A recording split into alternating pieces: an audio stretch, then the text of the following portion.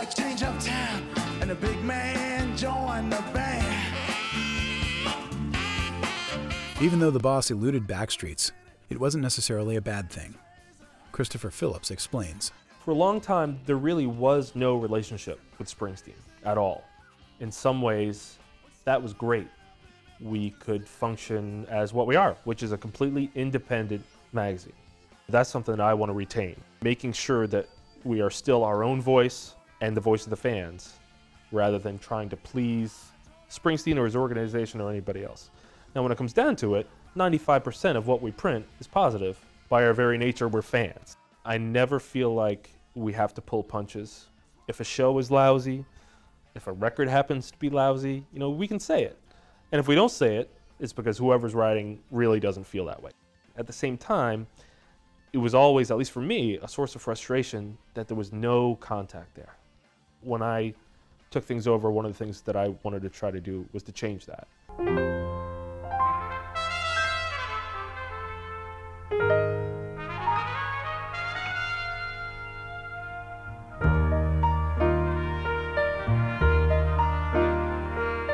Springsteen was never known to be particularly loquacious during the first 30 years of his career. Interviews were rare, and he often let his music do the talking. As the music business and political landscape changed, however, Springsteen started making himself more available and speaking out publicly about a myriad of things on his mind. And in 2004, after years of effort, the walls between Backstreets and Springsteen finally came down. Chris Phillips met the boss for the first time. We were backstage at a Patti Scialfa performance. Jon Landau and I were talking, and I heard some whistling coming from down the hall. I looked over, and it's Bruce. And Jon says, Bruce, come here. This is Chris Phillips from Backstreets. The first thing Bruce said was, oh, Backstreets, yeah, Backstreets. I like Backstreets. You know why? Because sometimes I forget what I'm doing. And whenever I forget what I'm doing, I go look at Backstreets. I say, oh, yeah, that's what I'm doing. Bruce was great. He was everything you want him to be. He shook my hand and shook my hand again, and I had the sense that he was a little wary at first, and I wouldn't blame him. Oh God, here's the guy who does my fanzine. He's gonna want a piece of my shirt or something. So I just tried to play it as cool as I possibly could. I'm not sure how cool that was, but I at least didn't take up my camera and ask for an autograph or a lock of his hair or anything like that. But after a while, we started talking about the magazine itself, and I said, well, do you read the magazine? Do you ever get it? He goes, oh yeah, it shows up on my coffee table from time to time. I don't really know how it gets there, but yeah, I see the magazine. Jon Landau asked him if he had the latest copy. And Bruce said, oh, I don't know if I have the new one or not. And Jon said, oh, it's great, you gotta see it. Well, I don't want to put words in Jon's mouth. I remember him saying it's great. But Jon said, oh, you ought to see it. It's got some lists in there, like the top 5 things about Jon Landau that you never knew. Laughing. And so I said, well, I happen to have a copy right here. So I pulled a copy out of my bag here, right in this tiny little cinder block backstage hallway, right across from me. Here's Bruce reading Backstreets magazine, and Jon Landau sort of leaning over his shoulder, pointing stuff out to him. So I've got a picture in my mind, my camera in my bag, and I thought, this is the sight I always wanted to see. I wouldn't say I almost brought my camera out, but it certainly crossed my mind, like, that's a picture I want to have. Didn't take the picture, but it was definitely a moment I'll always remember. Cover me.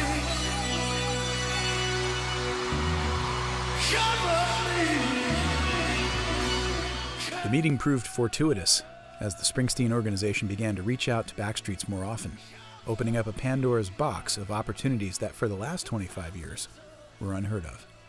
The first came in the form of Backstreet's first one-on-one interview with the boss. Naturally, the timing couldn't have been worse. I got a call asking if I wanted to interview Bruce about Vote for Change. Obviously, this is the call I've been waiting for years and years and years. I kind of couldn't believe it.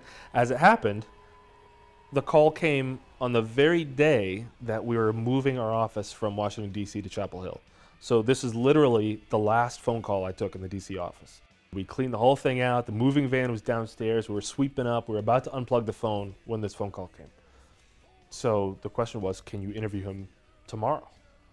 No, I can't. I'd love to. I really can't. I'm going to be, in between homes and in between offices. Well, how about the next day? Okay. So the next day was the day that all our stuff showed up here at the office. And I was literally sitting on a box with the phone and the recorder that I just found in one of my other boxes and set it all up just in time for him to call. I had 20 minutes to talk to Bruce, and the new thing in the news was going to be the Vote for Change tour. I asked Bruce's publicist, can I talk about other stuff? Do we have to just talk about this thing? And the publicist said, yeah, you can talk to him about whatever you want to talk about. The only thing I'll say is, you don't have a lot of time. This is the big news. This is what Bruce wants to talk about. If you want to bring something up, go for it. And it was good advice, really, and that's what it came down to. It was just advice rather than any kind of agenda setting. And so when I wound up talking with him, I found that there was plenty that interested me to talk about politically and regarding what he was about to do with the Vote for Change tour, that there wasn't really a lot of reason to go off the reservation too much, because he was talkative, he was enjoying it, he had a lot of interesting things to say. So I kind of thought, well, if it weren't a very good interview, maybe I'd ask him about playing a Darkness show in '78, you know? But as it was, like, well, why go there? Because this is what's on his mind. Frankly, now this is what's on my mind. This is the big news. Let's do this and do it right. It's been a long time coming, my dear. Things changed after that first Backstreets interview. Springsteen perhaps realized that through Backstreets, he truly had a direct pipeline to those who wanted to hear from him most. For a long time, Springsteen has talked about his ongoing story. He's talked about the story that he's trying to communicate to his fans. And we're the fans. We are the other end of that dialogue. The typical Backstreets reader tends to be somebody who's not a Fairweather fan, who's been following this, who's been on the journey with Bruce for a long time. I think from what Bruce says in interviews, the kind of fan, the kind of person that he sees himself talking to. And I always thought that Backstreets could and should be a bridge to the fans. It's already here. It's in place. Why not tap it? Why not use it? At a certain point, they started to. It's something that they don't need to do.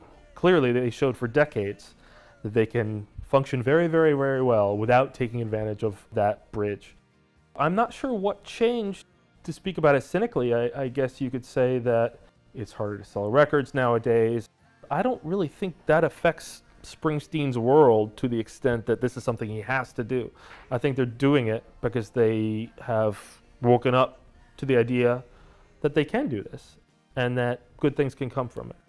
One thing that came up a few years ago was the VH1 Storytellers taping. It was a case where they had a very tiny theater in Red Bank, New Jersey, and they needed to fill 300 seats. They came to us to fill the seats.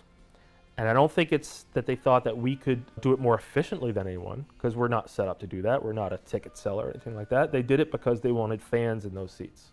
But more than anything, it just kind of felt like they wanted to do the right thing.